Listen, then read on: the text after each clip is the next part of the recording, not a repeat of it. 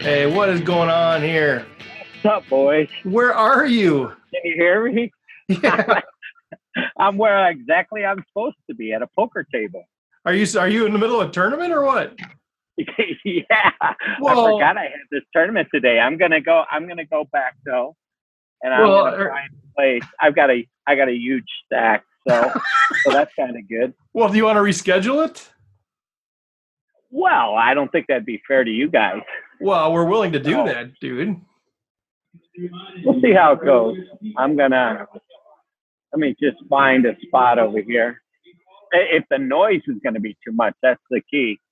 Yeah, it's kind of fun to actually have a little bit of the background noise of the tournament going Yeah, on, I know though. it is actually, because this is actually the atmosphere you want, right? Yeah. I guess I'll go like this. I'm going to go. I told them I might do this.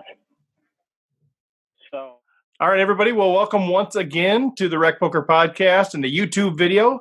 I'm your host, Steve Fredland, and as always, we are sponsored by Running Aces Racetrack and Casino, and episode 118 already. And a couple of quick announcements before we get to Kenna. The Crazy Like a Fox is that great training opportunity that we've been talking about. Starts March 21st. Man, sign up, get out there. If you use the code FOXRECPOKER, you get half off of that. So go to Rec Poker Training. Click on Crazy Like a Fox. Check out all the details. It's going to be fantastic. Also, I just want to say shout out to all the folks that we've seen in the Rec Poker gear lately.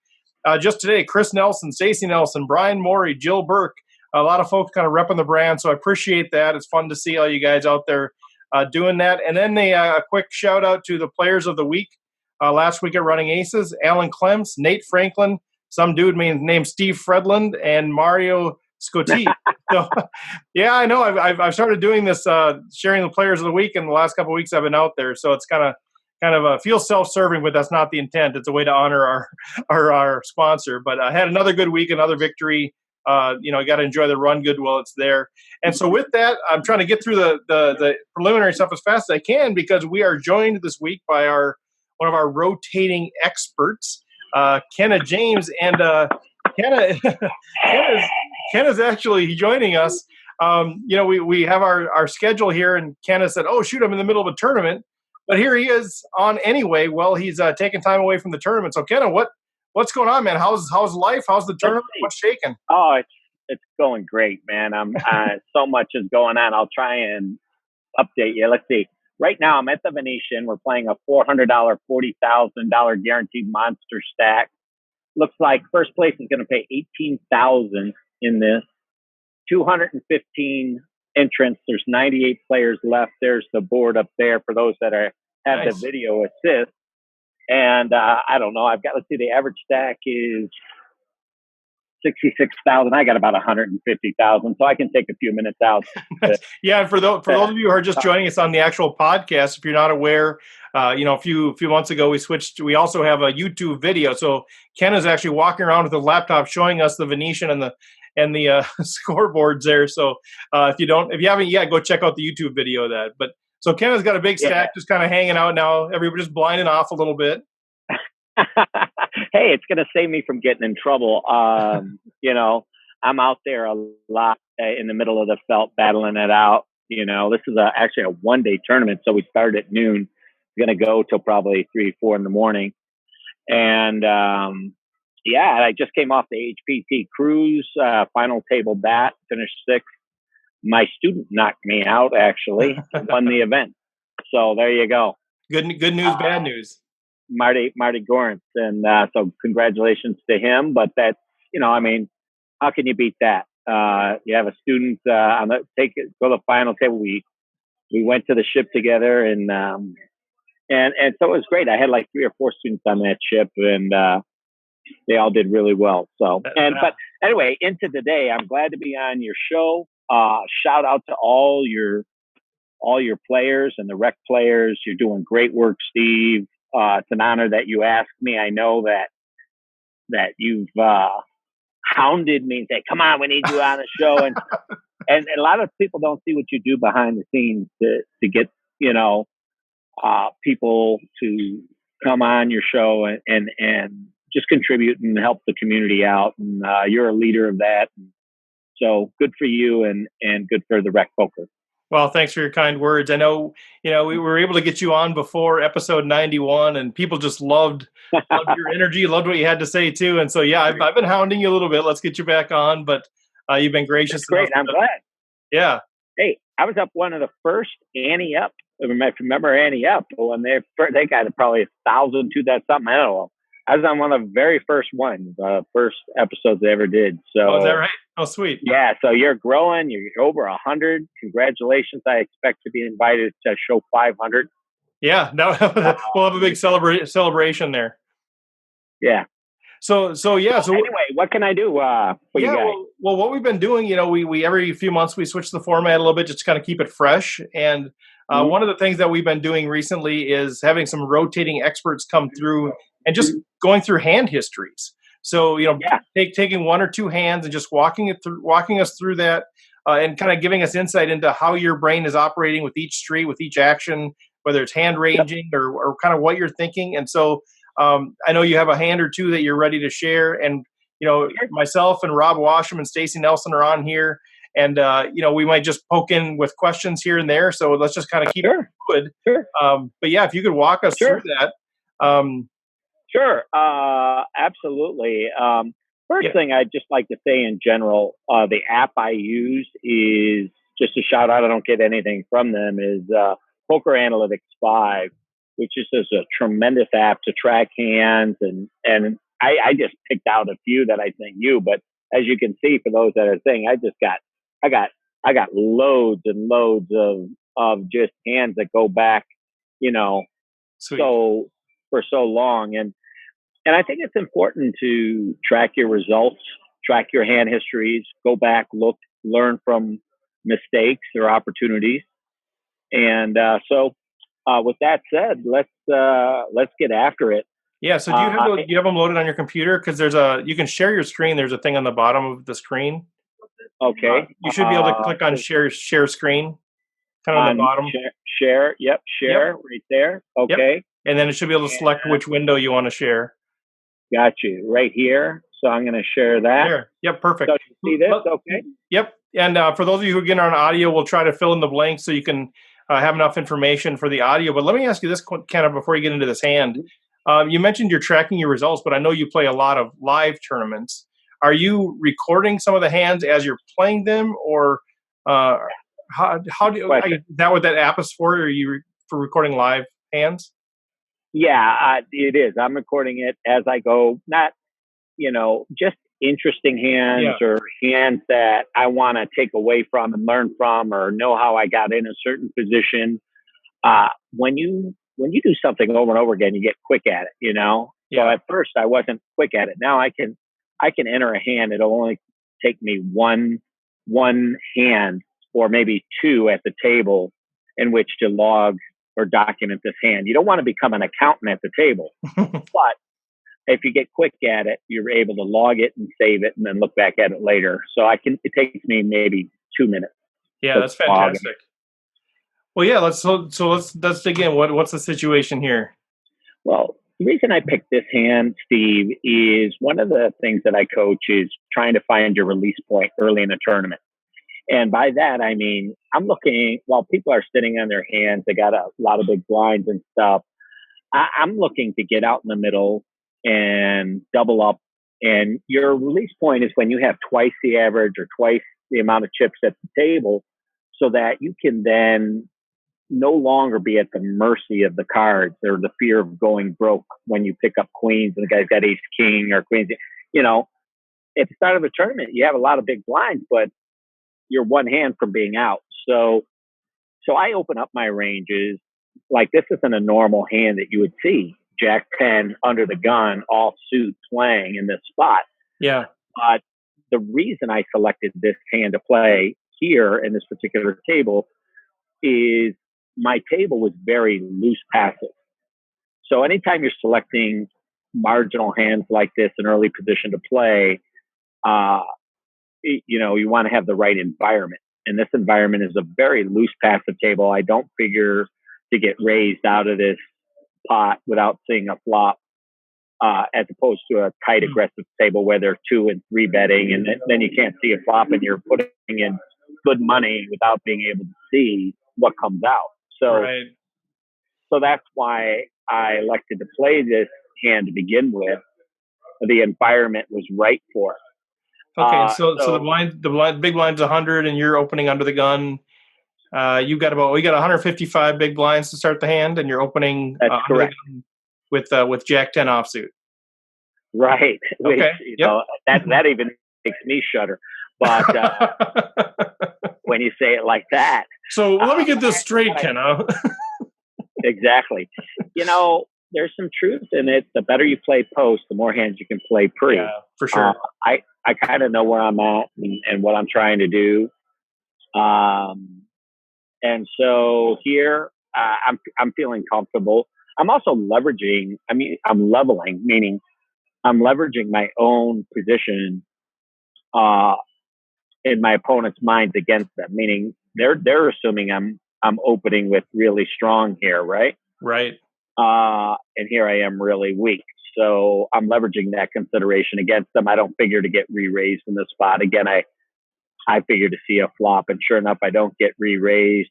For those who have visual, those who don't will describe it to you, but those who have the visual on the YouTube, as you keep getting, more and more advanced, Steve, you'll get the benefit of seeing this hand visually play out.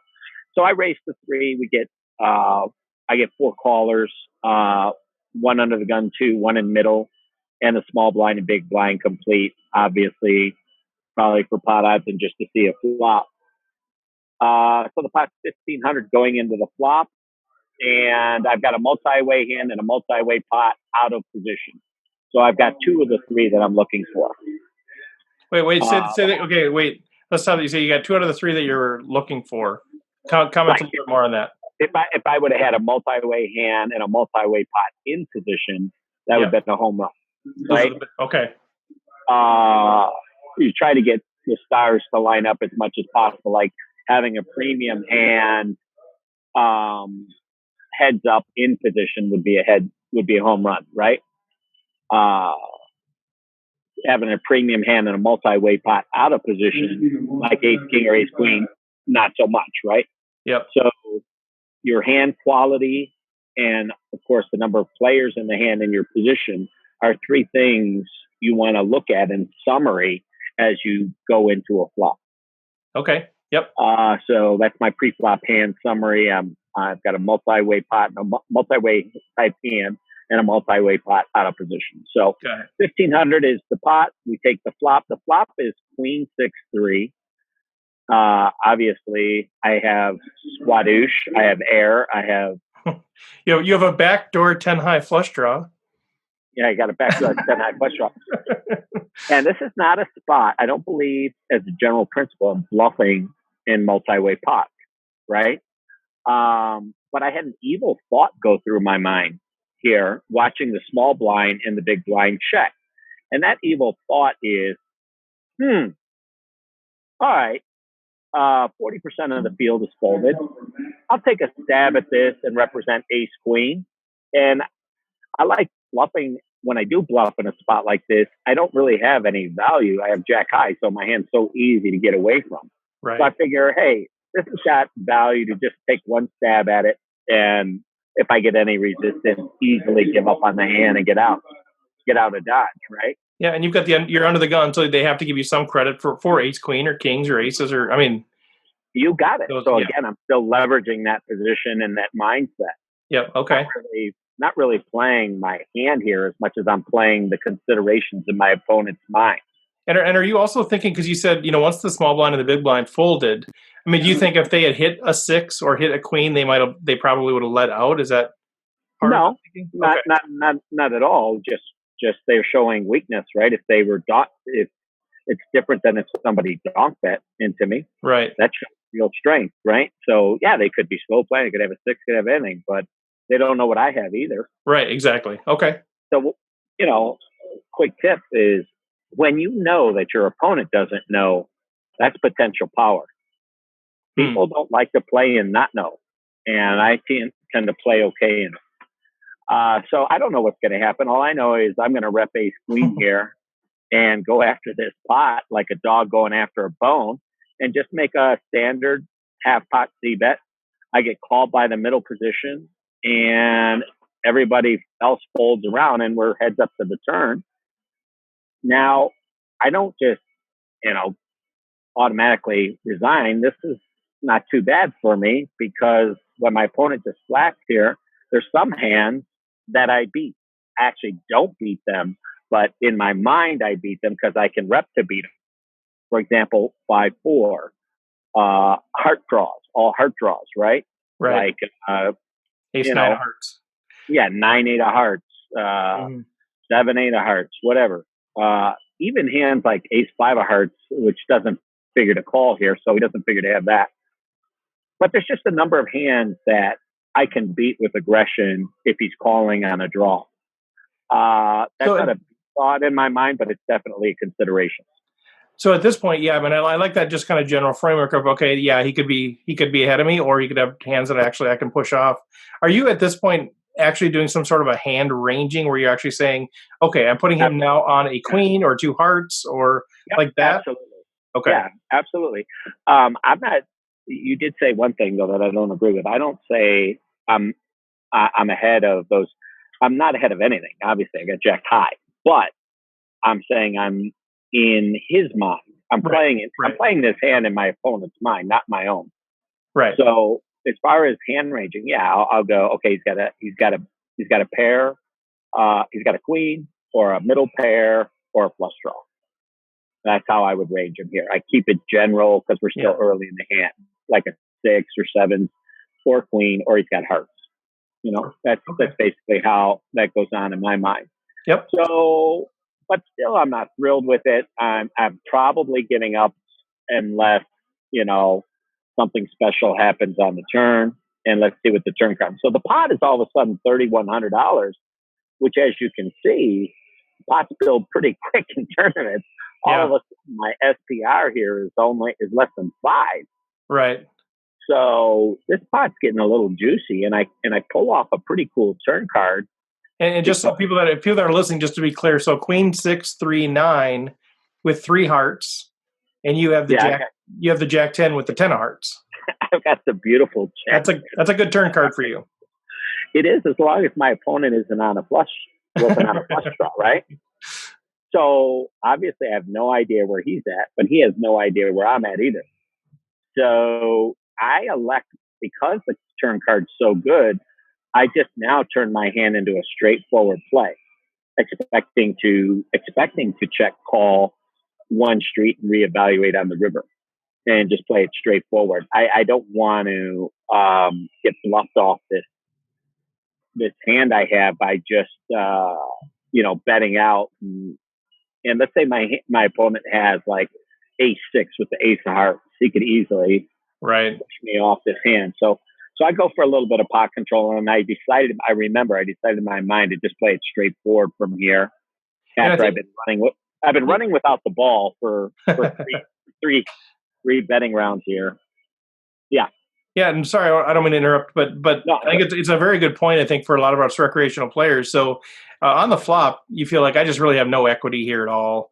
I'm willing to bet, and if I get raised, I'm perfectly fine releasing it. I don't have any equity that I'm really giving up.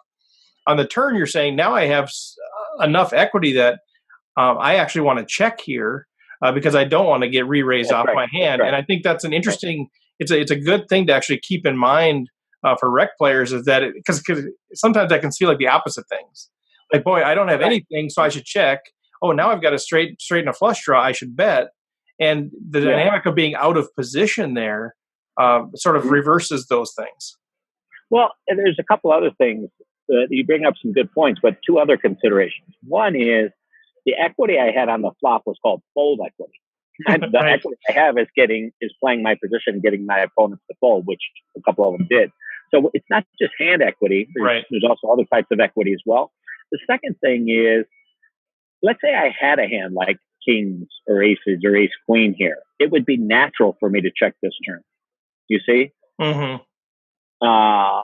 Because this wouldn't be a great card for those type of hands. So I'm also playing it kind of straightforward, as if I had a big premium hand. Okay. So Yeah. I check it, and he goes ahead and bets a third size pot, which is beautiful for me. When he bets a third, it's just so juicy because now I get to just draw for, I'm basically 1,200 to return 55. What is that? 4, 5. I need to win 1 out of 5 is 20%. And I've Yeah. got, and if he's got a pair, I've got straight and flush draws. It just, to me, it's just an obvious call here. So that's pretty straightforward. On to the river we go, if that's okay. Yeah, well, one Oh, question there. Do you read anything into that yeah. bet size other than, hey, this is a great bet size for a drawing hand? Do you read anything into that? Does I that don't. I does don't that because it's too much. There's it too doesn't much. help you range him any further than you had him before? Not really, Okay. because he could just easily be slow playing, making a weak bet with the nuts as he could be with a hand like Queen 10, or an Ace of Heart, Mm-hmm. Ace 6 with Ace Heart. So there's just no way for me, at least.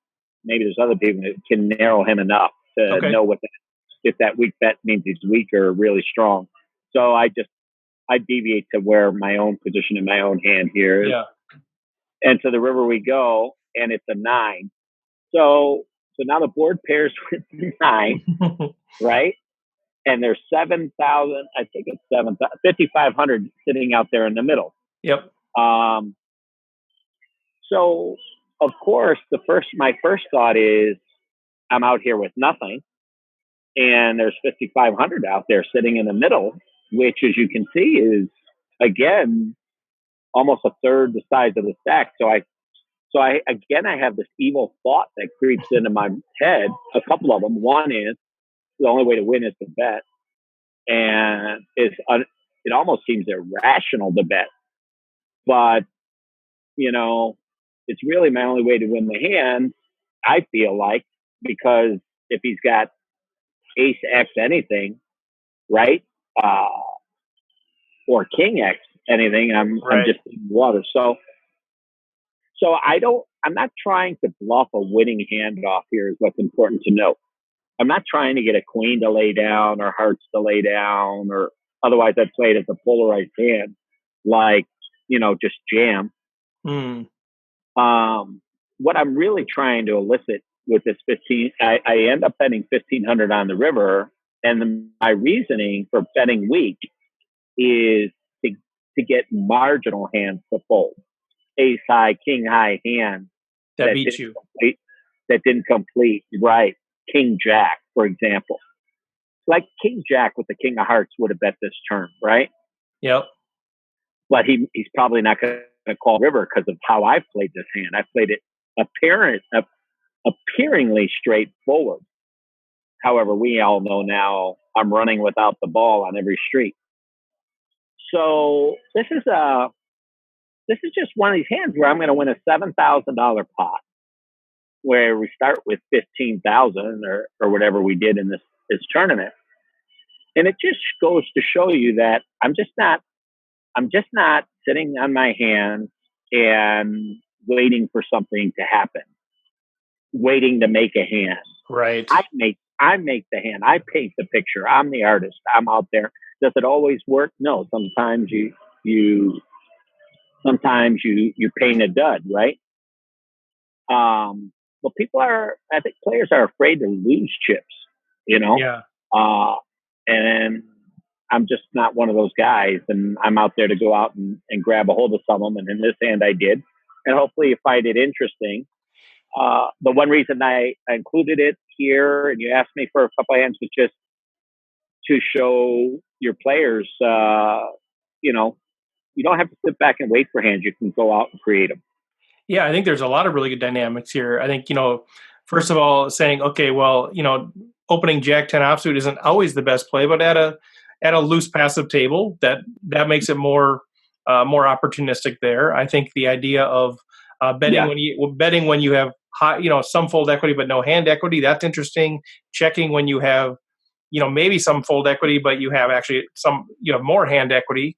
That's an interesting thing. I think the betting pattern of checking turn, leading out river is interesting. But one of the things with that, what I just found really interesting is, and you didn't really allude to it directly, but I'm curious if this is how you think about it, is that your opponent has, an entire range of hands, obviously. Right. And sometimes, I know I get stuck in this idea of, okay, I can only win by bluffing.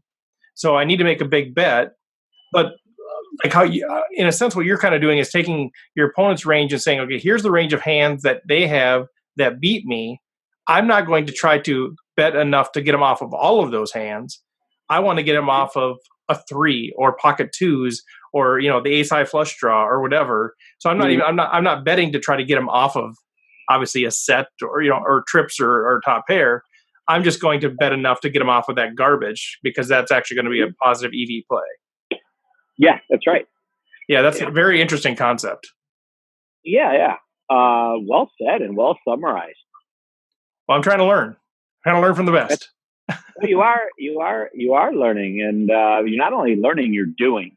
Remember, guys, it is great, and I go to a lot of these different things in clubs, and we talk about hands. It's all fantastic, but like even now, I agreed to do this. I'm here. I'm talking about hands, but I'm also playing. Yeah, you gotta get it out there and get it in practice, and but so I like both. I'm always going to be a student of the game. Yeah, I want to open it up. I know we just have a few minutes left. I want to honor your time. We'll just do the one hand. We'll save the others for later. But it looks like Rob maybe has a question. Just a quick one on the. Hey, Rob. How you doing? On the turn, he bet really, really small. Did that influence your decision on the river? Well, it influenced my decision on the turn. Had he bet a standard bet, I'd probably just fold. And no, it really didn't enter my thinking on the river. It could have, but it didn't. I just was, at that point, flying by the seat of my pants, which a lot of times you have to do, People think, okay, I got this strategy. I'm going to play this way. And then all of a sudden you get hit in the face, right? And you gotta adapt your strategy to the moment you're in. So good question, but no, it didn't. Okay. Stace, did you have something? Yeah, Ken, I was going to ask you about the river. If you'd have pulled a little bit of equity, hit a 10 or hit a jack, where you had some equity, but you could have still been behind a fair share of his range, how would that have affected your river bet? Well, I wouldn't bet. I would check for sure. I would check for sure, praying for a showdown. And if he bet, I would look at the pot odds and the size of the bet and determine if that percentage of the time I thought he was bluffing. And I would also look over at mannerisms, different things like that, try and get a feel for what he wanted me to do and do the opposite. Okay. Good. Good question. All right. Anything else from you guys? Robert says, okay, well, Ken, I know we just kind of go fast here, but I know you're sitting on a mound of chips. You've gone through an orbit or two and kind of blinded off a little bit, but I want to respect your time. But anytime you want me to come back, I'm more than happy to. I just want to I'm not supposed to do this. I'm just going to, because people don't get out to Vegas, This is what you're missing. This is what you're missing, guys. Look at it. Well, I'll be out there in June. It's sweet. Yeah. That's what you're missing, man. Get out to Vegas. Get out to the Venetian. So let's close off here, but tell us a little bit, just real quick, if people want to find you, either more about their coaching. I know you do some life coaching too, which is something we could talk about at some point. But just how do people connect with you, find you? What are you offering right now? What's available? Well, you can find me pretty easily. I'm on, Twitter, Facebook, Kenna James. You can go to my website, kennajames.com, which I'm update. Wait till you see what I'm releasing in a couple weeks. Whole new website. I was going through all these images that I'm putting up where all these celebrities and different players I played with in the past and brought back a lot of memories. But on my website, I also have some tips for your audience and stuff like that. Even if they just stop by, pick up a couple things, that's fine. I only work with a select group of people. But they have to be really passionate about learning the game and wanting to raise their game. And if they are, then I'll set up a private interview with them for 30 or 45 minutes, and we'll determine together whether we work, because it's expensive, to work privately. And I understand that and I respect that. I'm going to try and do, maybe in the next couple months or a few months or so before the World Series, I'll try and do a group thing. You're inspiring me to do something like this where I can make it more economical and by taking more players at a time. So I would, if your players could let you know if they'd be interested in that, let me know, and maybe I can do something with you guys on a thing like that. I would love to do a session sometimes where your players send you their hands and you put them in like I just did, and we can spend a show where I'm just talking about their hands, and what they're doing, so I can help them, which is what I love to do, which is what coaching is all about. That would be great. I know, like you maybe heard in the intro, we have this thing with Chris Fox Wallace, who's a World Series of Poker bracelet winner, and it's the first thing we're really teaming up to do, where it is kind of this live, interactive, instead of just training where here's all the information, go do it. It's actually interactive back and forth like this, and so he's going to use our platform and to do that. But I'd love to talk with you about doing something like that, because, like you're right, it makes it more affordable. Versus 1 versus 1 versus 1 versus 100 is much more affordable, especially for those of us who are playing $5,000 to $25,000 worth of tournaments a year. It's hard to justify, one-on-one coaching dollars. So let's chat about that. Rob, Stacy, anything before I sign off and go back to my chip hack? Are you guys good? Just want to thank you for coming on. Did a great job. You're welcome, man. Let Steve know how you finish up here. It'll be fun to follow you tonight. I'll be watching. I'll be on Twitter, man. We don't go live with this till Friday, so we'll know by then. For sure. Yes, you will. So thanks for inviting me. I always appreciate talking to you guys and to your audience. You guys are in a great group. You guys are leading a great group of people. I have a mad respect for people who are studying and learning the game and trying to improve themselves and their game. So, we appreciate your generosity and helping us get there. Yep, you got it, baby. Good luck. See you guys. Care, Bye.